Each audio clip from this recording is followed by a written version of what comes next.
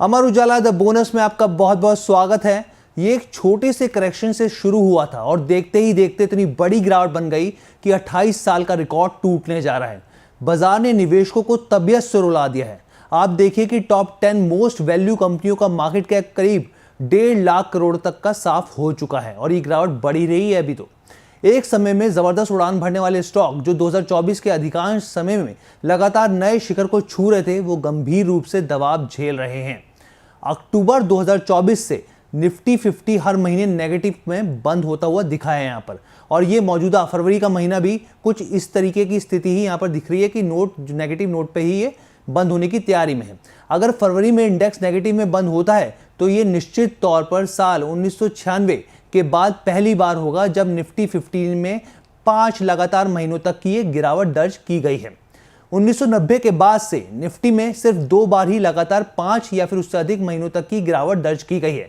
सबसे लंबी गिरावट सितंबर 1994 से अप्रैल 1995 तक रही। इस दौरान ये इंडेक्स 8 महीनों में 31.4% तक गिर गया था।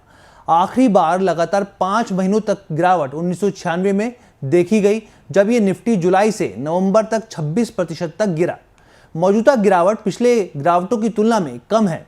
अक्टूबर से अगर आप देखें अब तक, अगर हम लोग अभी बात करें 2024 से 25 तक, तो अक्टूबर से अब तक ये इंडेक्स 11.7% गिर चुका है। इसके अलावा इंडेक्स ने 3 अलग अलग मौकों पर, अगर हम लोग इतिहास की बात करें तो अलग अलग 3 मौके ऐसे रहे हैं जब 4 महीनों की मंथली गिरावट का सामना बाजार ने किया है। कौन कौन से हैं वो मैं आपको बता देता हूँ। अक्टूबर 1991 की बात करें, ये जो है अक्टूबर 1991 से लेकर जनवरी 1992 तक एक पहला फेज रहा 4 महीनों की गिरावट का। उसके बाद मई से अगस्त 1998 तक रहा ये दूसरा फेज। तीसरा फेज क्या है, जून से लेकर सितंबर 2001 तक। तो एक तो 8 महीने की गिरावट, फिर 5 महीने की गिरावट और फिर 4 महीने की जो 3 बार गिरावट आई, वो हम लोगों ने आपके सामने यहाँ पर स्थिति पेश करी है। अगर फिलहाल स्थिति आप देखें तो फरवरी महीने में अब तक इंडेक्स जो है वो करीब करीब 4.16% गिर चुका है, जो अक्टूबर 2024 के बाद से सबसे बड़ी मंथली गिरावट दिखाता है। जी हाँ, सबसे बड़ी मंथली गिरावट।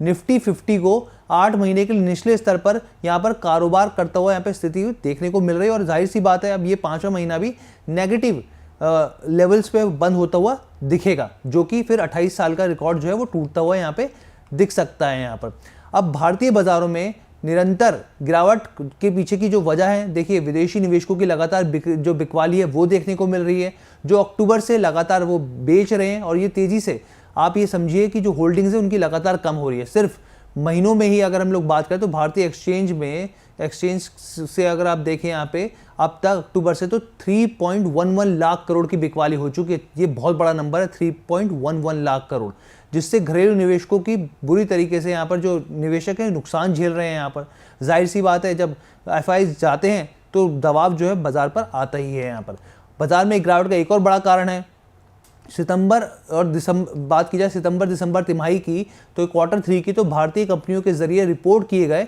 नंबर जो है वो कमज़ोर है, अर्निंग जो है कमज़ोर है। इन कंपनियों के जरिए लंबे समय तक बनाए गए प्रीमियम वैल्यूएशन को सही ठहराने में ये नाकाम साबित रहे हैं। जिस तरीके से जिस लेवल पे स्टॉक ट्रेड कर रहा था, तो उस हिसाब से जो नंबर्स थे, जो रिजल्ट थे, वो आपस में मैच नहीं कर रहे थे।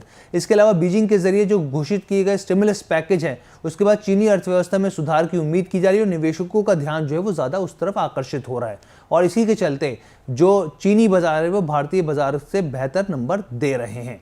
तो ये ओवरऑल वीडियो थी आपको बताने के लिए कि किस तरीके से अब अगर फरवरी का महीना जो कि लगातार अक्टूबर से लेकर 5वां महीना गिरावट देखने को मिलती है, तो एक बड़ा रिकॉर्ड यहाँ पे टूटता हुआ देखने को मिलेगा, जो बाजार के लिए एक अच्छे संकेत नहीं है। कैसी लगी ये वीडियो कमेंट करके जरूर बताइएगा। द बोनस प्लेटफॉर्म के साथ जुड़ने के लिए बहुत बहुत धन्यवाद।